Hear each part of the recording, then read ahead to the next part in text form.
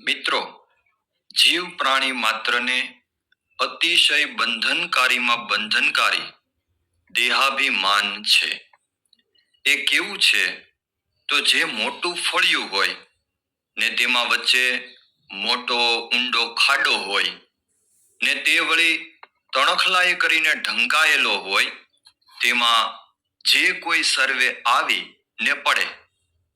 એવી રીતે દેહ અભિમાન એ સૌથી મોટો ખાડો છે.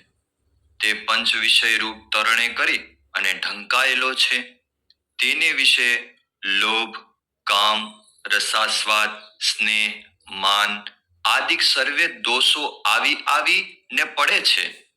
માટે તેને સત અસતનો વિવેક કરી અને કાઢવા. આ રીતે જે વિચારી અહંકાર છોડે તે સર્વ શ્રેષ્ઠ છે.